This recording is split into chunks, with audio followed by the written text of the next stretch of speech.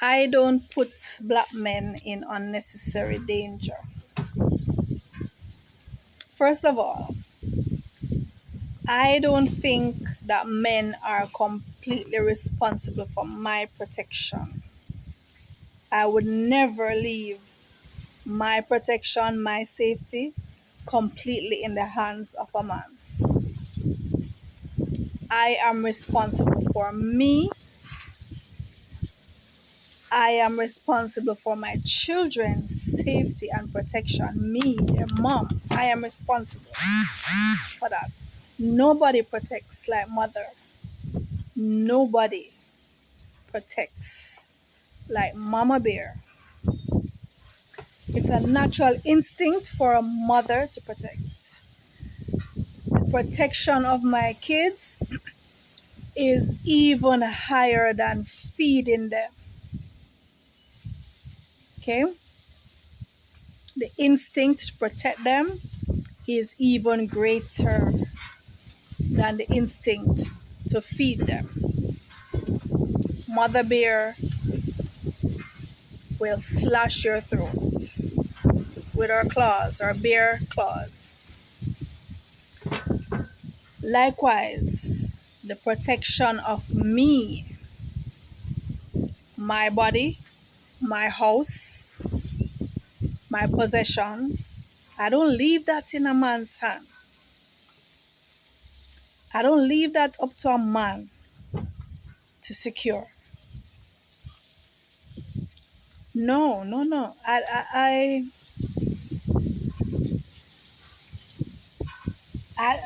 guess some of you women are just darn lucky, but I have never met a man, and I know some firm men who are firm in themselves and who would take their family and their woman seriously and would protect them, yes. But I'm saying that that's them, and it's good that they feel the onus is on them to do that. But for me personally, I have never met the man whom I would put complete control for my safety, my well-being in his hands. No. Mm-mm. I will always be doing my best to protect myself, to protect my body, to protect my space, to protect my head space, to protect my children.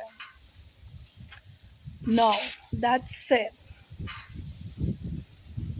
biologically, men are generally stronger physically. If men are coming to attack, then the best defense is other men. I'm not challenging that. If men are attacking, the best defense you can have is other men. That don't mean you're going to leave yourself careless. That don't mean you're going to put yourself in situations to provoke unnecessary challenge and then expect the man that you are with to defend you. And a lot of women do that. A lot of women do that. They provoke unnecessary situations that put their men at risk. And by their men, I don't just mean their sexual partner. It could be their father. It could be their brother. It could be their son. It could be their friend. It could be their male co-worker.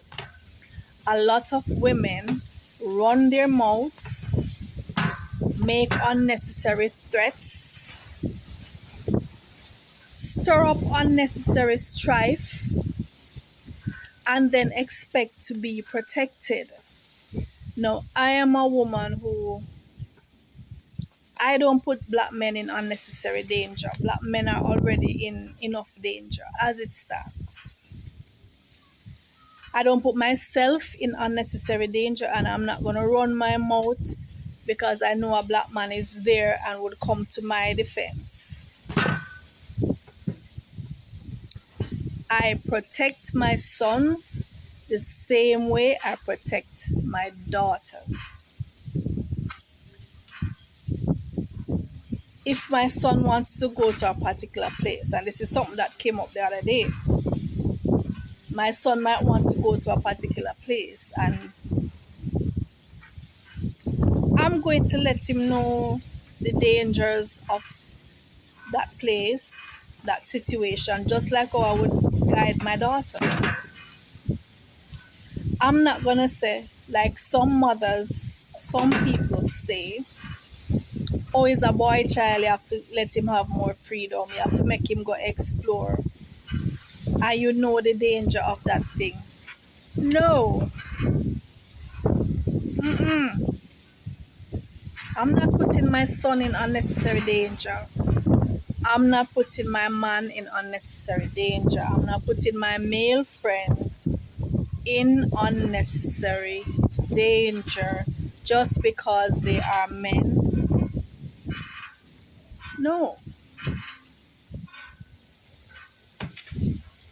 No, I'm not. That's just my position, and that's how I've always felt. And some situations, if I handle it as a woman, the chances of it becoming nullified, the chances of it being mitigated are much greater than if I put a man in the midst of it.